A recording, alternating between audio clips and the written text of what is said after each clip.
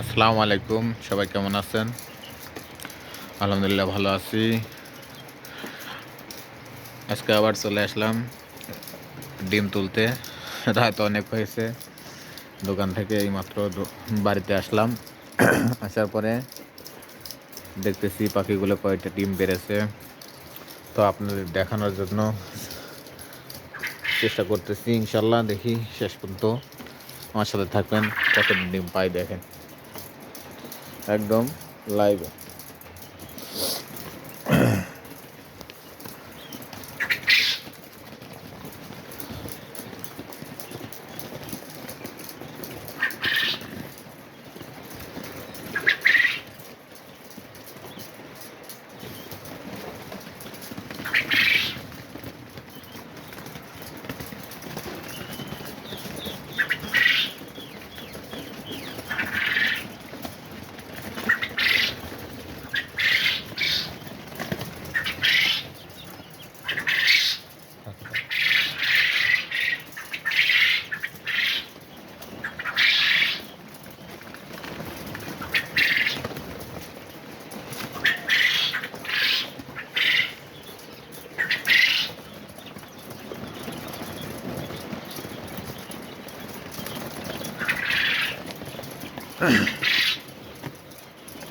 আমার খামারে একটু সমস্যা হচ্ছে, সেটা হচ্ছে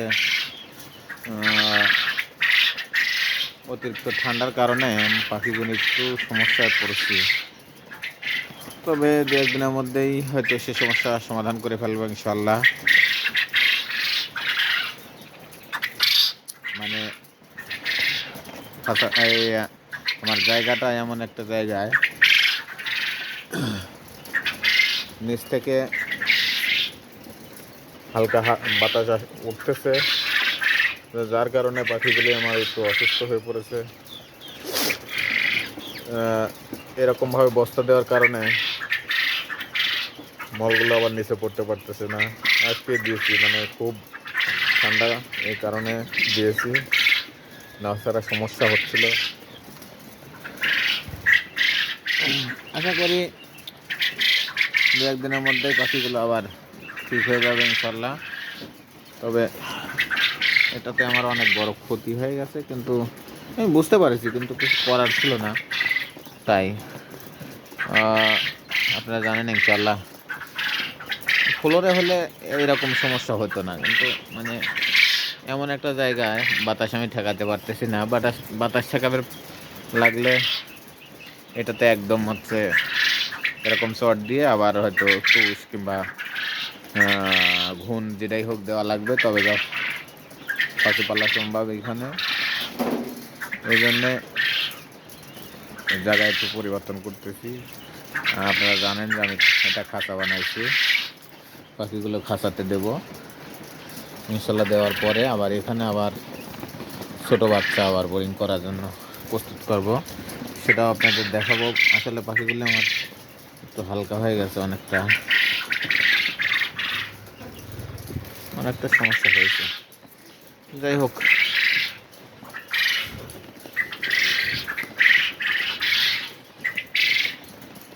ডিমও অনেকটা কমছে, আমি বুঝতে পারতেছিলাম আগের থেকেই, কিন্তু দ্রুত কাজটা সারতে চাচ্ছিলাম। এর মধ্যে মাঝখানে আবার একটু অসুস্থ হয়ে গেলাম, এই কারণে 2 দিন দেরি হয়ে গেল। মোটামুটি সব কিলো মিলাইয়া আবার জিনিসটা প্রস্তুত করতেও এখন পর্যন্ত রেডি হয় নাই। কালকে ইনশাল্লাহ রেডি হয়ে যাবে। খাঁচাটা রেডি হয়ে গেলে ইনশাল্লাহ কালকের দিনের মধ্যেই হয়তো পাখি খাঁচাতে তুলে ফেলবো ইনশাল্লাহ। আপনাদের ভিডিওতে দেখানোর চেষ্টা করব। এই পর্যন্ত এগুলো ডিম তুললাম, আরও সারাদিনে অনেকগুলো ডিম পাইছে। 2-3 বার তোলা হয়তো ছাগল পাল তুলে, তো তারপরে এই কয়েকদিনের অভিজ্ঞতা একটু শেয়ার করি। সেটা হচ্ছে যাদের পাখি রয়েছে যদি দেখেন পাখিগুলো বিকালের মধ্যে ডিম পারছে কিংবা সন্ধ্যার মধ্যেই কিংবা রাত 10টার মধ্যে যদি ডিম পাড়া শেষ হয়ে যায় পাখির, তাহলে বুঝবেন যে পাখি সুস্থ আছে। আর যদি সেই পাখিগুলো সকালবেলা ডিম পারে